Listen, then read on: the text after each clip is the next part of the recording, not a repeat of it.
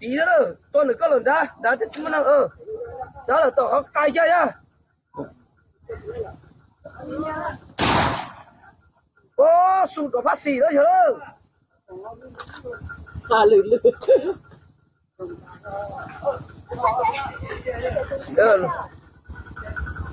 đi tuần à có tài xế nó ha tuần gì hả chị tẻ phải mà nếu mà tôi đọc thì nó phù hợp đấy ตัวอีเต็นยบเลียตัวอีเต็นยบเจาะปื้อเดี๋ยวบอกเขาถึงได้ปื้ออ่ะ也杀也省下了是行招了招钱啊哎呀带不带的招钱อยู่กันอ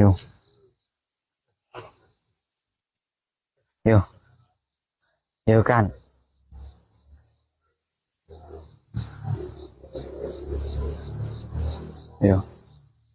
หากจะเจอมาเลยจนตัวเขามาเยอะแล้วแต่ที่น้อยตลอดตัว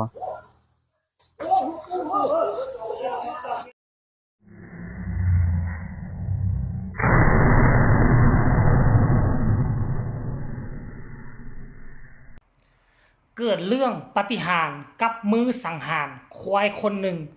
ใส่ปืนอากาศยิง4นัดควายตัวนั้นบ่สะเทือนบ่สะทบบ่สะท้านแถมยังนอนลงให้ยิงเลยสรุปแล้วมือสังหารจำเป็นต้องได้ปล่อยควายตัวนั้นไปเรื่องนี้เกิดอยู่ทางฝั่งประเทศลาวของบังเฮาพี่น้องชาวเผ่ามงกำลังจะสังหารควายตัวนี้เพื่อเอามาเป็นอาหารเป็นควายข้างสนอกควายข้างไล่ส้นผู้นั้นไล่ส้นผู้นี้ห้ายเกินไปก็เลยอยากสังหารเอามาขายแจกซะท่านผู้ชมแต่ว่าใส่ปืนอากาศยิงจอใส่หัวนี่2ลูกเซยติงแต่น้อยเดียวเสือกจนขาดแต่ก็บ่ล้มลูกที่3ยิงใส่ข้างหวังว่าจะยิงใส่ทะลุปอดแล้วก็หัวใจ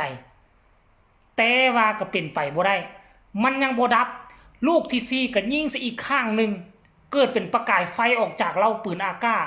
แต่ว่าควายตัวนั้นอยู่ซื่อๆบ่ติงบ่เฟือนบ่อื้อบ่แอะแล้วก็นอนลงยิงรถสิยิงเท่าไหร่ก็ยิงเลยคือเป็นควายหนังเหนียวไปเบิ่งคลิปนี้ซะก่อนไผมีคำตำหนิที่ส้มคำคิดคอมเมนต์ส่งมาเป็นเรื่องแปลกที่เกิดขึ้นอยู่ในบ้านเฮาไปส้มกันเลยอยู่กัน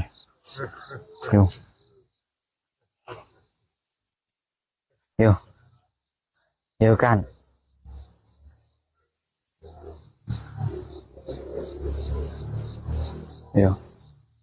หากจะเจอมาเลยจนตัวเขามาเยอะแล้วแต่ที่น้อยตลอดตัว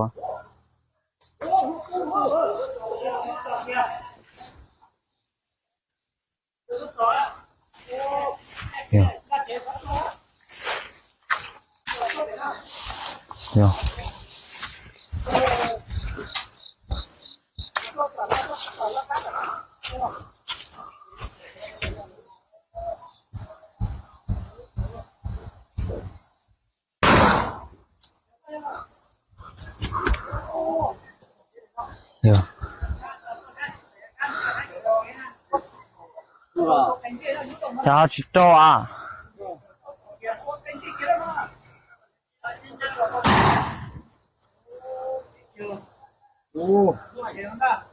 去找了，要去抓了。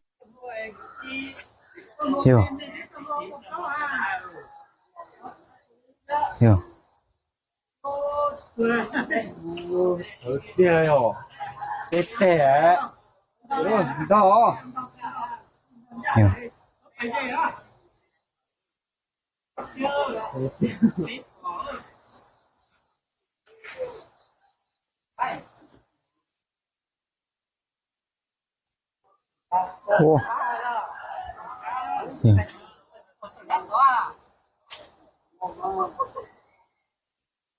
这唱哦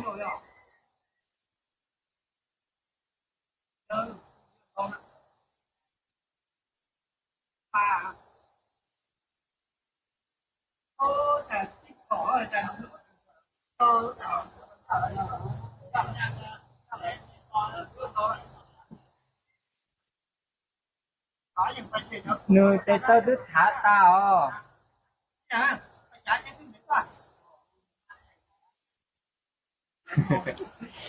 ไทยของทอดว่าไปครับเดี๋ยว Nó cứ thả ta hả? เดี๋ยวโจ้ไปพอชิดตัวแล้ว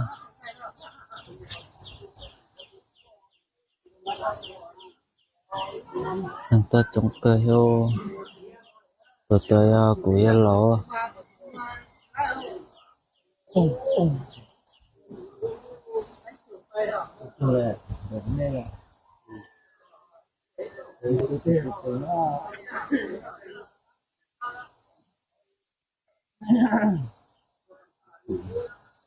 จะเอาชิดตัวถ้าโตกว่าตัวแท้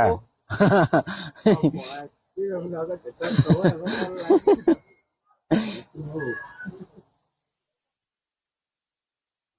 ไทยอ่ะไทยก็ปั๊บตัวไทยน่ะกูไปจ่าเชตัวโดเงยคอนเนาะเรียกทะเลเป็นอะไรยี่ไรเลยก็สมมติตัวก็ท้อรุ่นเราใหม่นะใครรู้เจนไอ้ Ê, tôi là gì? Tôi không có chó này à? นี่ที่ใส่เต้ฮอนเด้ฮะ Thật cánh trẻ á. ด้วยเต้ฮอนเด้จิตตัวจะมันต้องการเต้กันเจนสิฮะเดี๋ยวเต้ฮอนเด้กูจะปล่อยกูปล่อย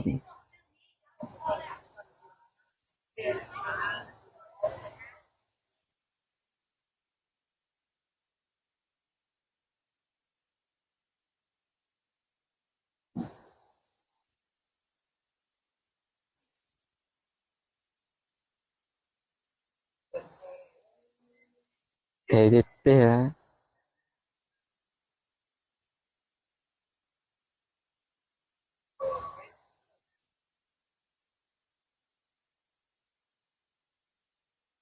chả muốn mỗi tôi sai tầm rồi hả cáiตัวkia thì chỉตัวhết Mua mà tụi bên tua quá.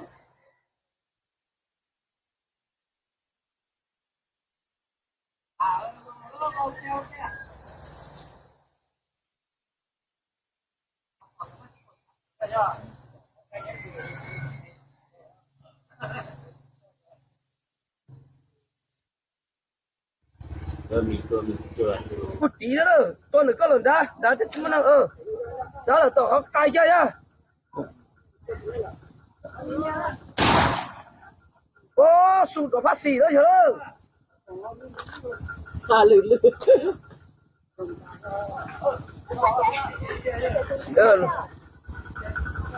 Đi một con ạ.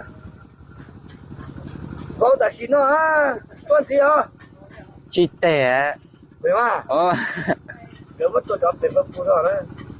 ตัวอีเต้นรถเปลี่ยตัวอีเต้นรถเจาะปื้อเดี๋ยวว่าเขาถึงไม่ปื้อ